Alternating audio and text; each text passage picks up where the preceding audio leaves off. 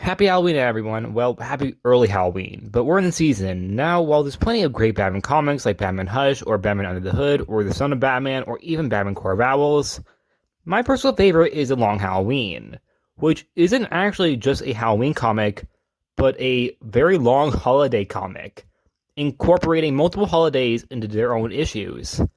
And while I would love to make an hour video talking about why this comic is my favorite in detail, I thought before I do that, I should attempt to do maybe a shorter video talking about why Batman the Long Halloween is my favorite comic book, and a more short recommendation type of me just trying to get you to read it because it's just really good.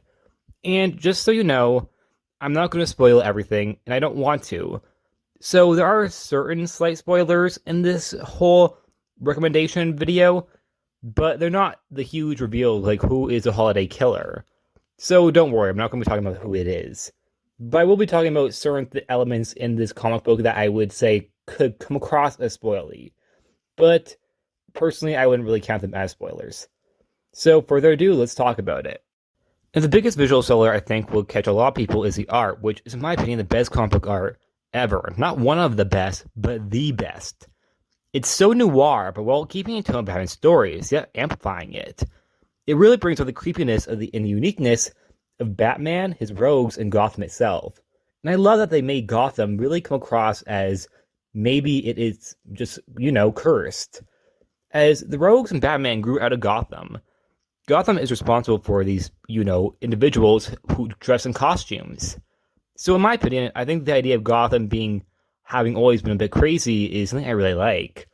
As it's not necessarily a situation where the rogues made Batman or Batman made rogues, but instead this city is just so bizarre and dark and gloomy that this is just what came out of it.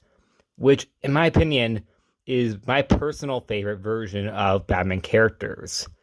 Now, of course, opinions always vary, and I know I might be overselling the art, but trust me, just look at it. It's just that good.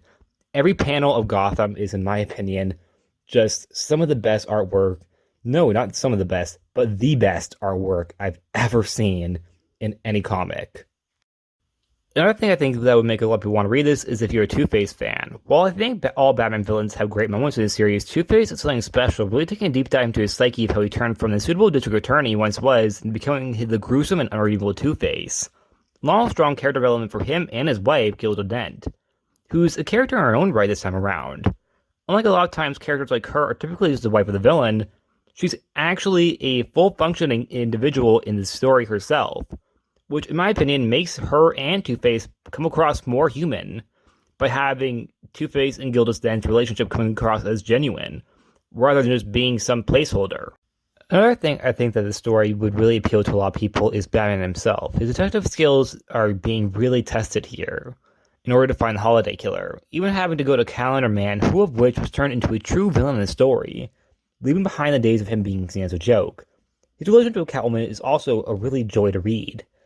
Much better handled here than the recent Tom King run. If you've read that, then you know what I'm referring to.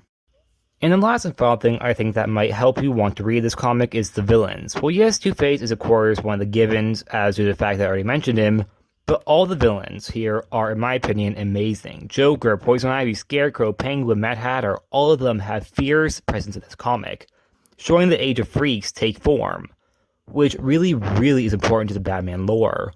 Having the idea that Batman himself and the Freaks all came up together, which, like I said, is something I really, really like. I personally have never really cared for the idea that Batman created his villains, or that the villains created him, although I prefer that over the Batman creating his villains. But I like the idea of the fact that they all just came out of the city together, and in my opinion, this comic really highlights that. And that's it. Like always, please like, subscribe, and I'll see you guys next time. Bye.